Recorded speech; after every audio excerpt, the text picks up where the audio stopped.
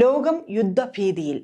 Israel ഇറാനിൽ നടത്തിയ ആക്രമണത്തിൽ കൊല്ലപ്പെട്ടത് 224 പേരെന്ന് റിപ്പോർട്ട്.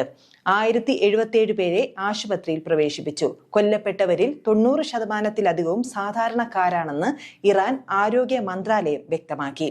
ഇറാന്റെ ഇസ്ലാമിക് റവല്യൂഷണറി ഗാർഡ് കോപ്സിന്റെ ഇന്റലിജൻസ് മേധാവി ബ്രിഗേഡിയർ ജനറൽ മുഹമ്മദ് കസമിയും ഡെപ്യൂട്ടി ജനറൽ ഹസൻ മൊഹാക്കിക്കും ഇസ്രയേലിന്റെ ആക്രമണത്തിൽ കൊല്ലപ്പെട്ടതായി പ്രധാനമന്ത്രി ബെഞ്ചമിൻ നെതന്യാഹു പറഞ്ഞിരുന്നു.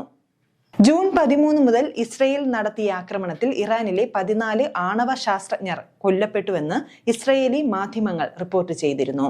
മധ്യ വടക്കൻ ഇസ്രയേലിലെ വിവിധയിടങ്ങളിൽ ഇറാൻ നടത്തിയ ബാലിസ്റ്റിക് മിസൈൽ ആക്രമണത്തിൽ 5 യുക്രൈൻ സ്വദേശികൾ ഉൾപ്പെടെ 10 പേർ കൊല്ലപ്പെട്ടിരുന്നു. 200-ലേറെ പേർക്ക് പരിക്കേറ്റു. ഇസ്രയേലിൽ കൊല്ലപ്പെട്ടവരുടെ എണ്ണം 13 ഇറാൻ ഇസ്രയേലിൽ ഇതുവരെ 270-ലധികം മിസൈലുകൾ പ്രയോഗിച്ചു.